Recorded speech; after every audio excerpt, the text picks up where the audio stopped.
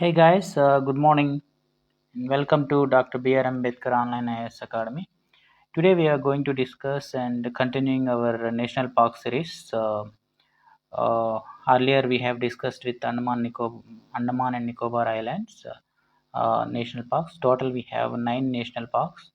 So today we are going to discuss Andhra Pradesh national parks. So in Andhra Pradesh we have three national parks. These three national parks are very important, and the first one is Rajiv Gandhi National Park. It is located at Rameshwaram, and it was established in 2005. And Shri Venkateswara national park ఇది 1989లో establish అయింది.